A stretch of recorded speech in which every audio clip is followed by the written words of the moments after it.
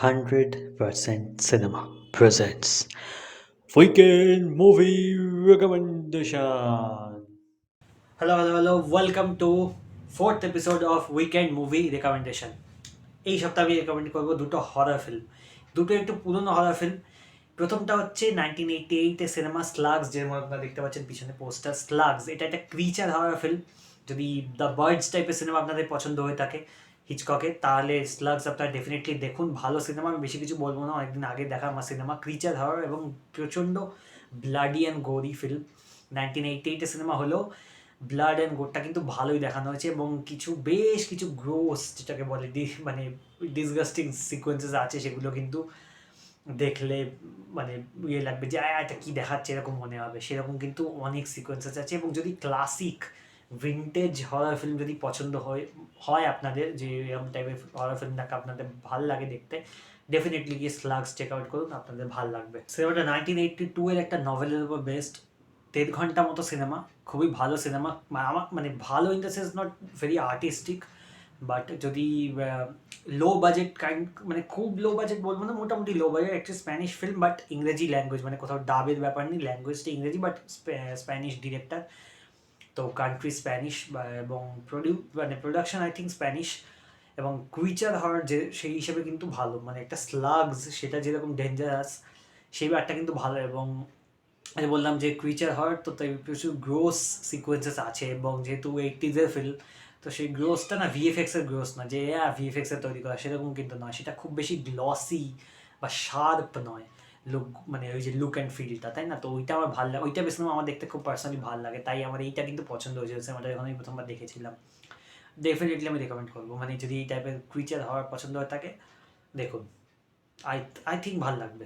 দ্বিতীয় যে সিনেমাটি আমি রেকমেন্ড করবো সেটা হলো ক্রিপ শো, যেটা আপনারা দেখছেন। 1982 এর সিনেমা, directed by George A Romero, যাকে আপনারা হয়তো চেনেন, ডন অফ দ্য ডেড, তার যে অরিজিনাল ফিল্মটা সেটা তার ডিরেক্টেড, খুবই মানে পপুলার হওয়ার ডিরেক্টর। এবং সিনেমাটা স্ক্রিন প্লে লিখেছে অ্যাকচুয়ালি স্টিফেন কিং, এবং সিনেমাটা 5টা অ্যান্থোলজি গল্প নিয়ে তৈরি হরর ফিল্ম ডেফিনেটলি, এবং দুটো গল্প তার মধ্যে স্টিফেন কিংয়ের নিজের লেখা। এবং সিনেমাটাতে মানে কাস্টিং 5টা গল্প, এবং কিছু চেনা একটা আছে, যেমন টেড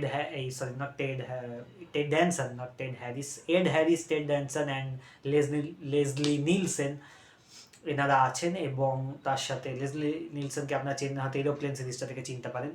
এবং স্টিফেন কিং অ্যাকচুয়ালি নিজে একটা গল্পে অভিনয় করেছেন, ও তার অভিনয় করাটা ভালো না হলেও গল্পটা ভালো ছিল। এবং 5টা গল্প 5 রকমের, মানে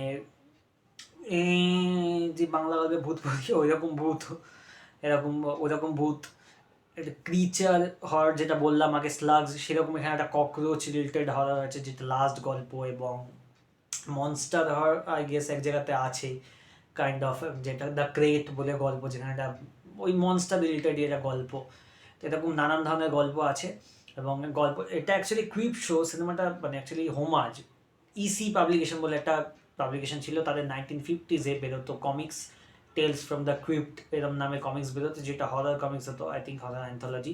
তাদেরকে একরকম হোমাজ দিয়ে বানানো হয়েছে ক্রিপ শো, ঠিক আছে। এবং ক্রিপ শোর পরবর্তীতে দুখানা সিকুয়েল আছে এবং একটি টিভি সিরিজও আছে, তো আপনার চাইলে দেখতে পারেন যদি ইচ্ছা হয়। ক্রিপ শো 1টার মতো ভাই আমি 2তে পাইনি, 3তেও পাইনি। 1টা আমার মনে হচ্ছে বেস্ট, এবং 1টা actually one of my favourite horror films, because multiple types of horror এখানে দেখতে পাওয়া যায়। এবং শুধু সেটা নয়, কাইন্ড অফ ওই না 80s একটু লো বাজেট ভাইবটা আসে, মানে একটু ভিনটেজ লো বাজেট, যেহেতু ভিএফএক্স নেই, তো ওইটা অন্যরকম একটা ভাইব আসে, অতটা শার্প নয়।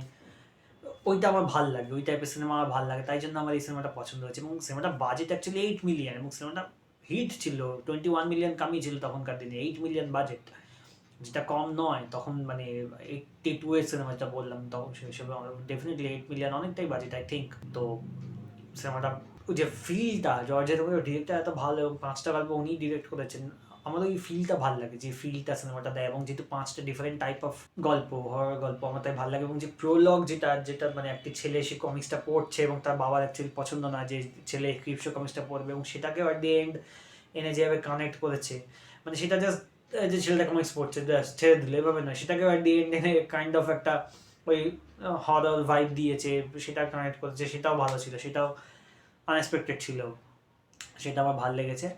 ওভারঅল আমি বলবো সিনেমাটা এটাও ভালো সিনেমা, এবং দুটোই আমি যে রেকমেন্ড করলাম, 80 সিনেমা, একটা 82, এটা 82 এবং আগেরটা স্লাগস ছিল 88 সিনেমা, দুটোই ভালো, দুটোই kind of B grade horror. B grade বলবো না, অ্যাকচুয়ালি কাইন্ড অফ একটু লো বাজেট ফিল হতে পারে, অতটা শার্প নয় লুক অ্যান্ড ফিল, এটা 80 ফিল, একটু গ্রেনি পিকচার। আমার এই টাইপের হরার ফিল্ম দেখতে পার্সোনালি খুব ভালো লাগে, তাই জন্য আমি ভাবলাম রেকমেন্ড করি এই দুটো। এবং স্লাগসটা আমার মানে আনএক্সপেক্টেডলি ভালো লেগেছিলো, এবং বললাম যে ব্লাড আছে, গোর আছে, এবং ওই যে ডিসগাস্টিং গ্রোস ব্যাপারটা আছে, এবং তার সাথে Creepshow is definitely one of my favourite horror films. আরও একটা আছে আমার, Blair Witch Project, definitely one of my favourite horror films. Found footage দুর্দান্ত, সেটা নিয়ে পরে অন্যদিন কথা বলবো না। তো আপনার দেখুন, এই দুটো সিনেমা আমি রেকমেন্ড করলাম, স্যাটারডে সানডে হরার ফিল্ম, হ্যালোইন নয় যদিও, কিন্তু না দেখার তো কিছুই নেই দুটো সিনেমা। আই থিঙ্ক ক্রিপ শোটা খুব বেশি লম্বা নয়, 2 ঘন্টা হয়তো বড় হতে পারে, আই ডোন্ট রিমেম্বার কতক্ষণ রান টাইম, বাট 2 ঘন্টা হয় না, হবে না, আই থিঙ্ক তার থেকে কম হবে। দেখুন, আপনার দেখুন, দেখে জানান, যদি দেখা হয়ে থাকে তাহলে জানান কেমন লেগেছিল, এবং যদি না দেখা থাকে দেখুন, আই থিঙ্ক ভালো লাগবে। এবং আমি আপনাদেরকে বলে দিলাম যে কেমন ভাইব আপনারা পাবেন, সেই পার্টিকুলার ভাইব যদি চান তাহলে দেখুন। ওকে, অ্যান্ড এই ছিল weekend recommendation, movie recommendation episode 4। যদি ভালো লাগে like, share, then subscribe, and that's it. Tata.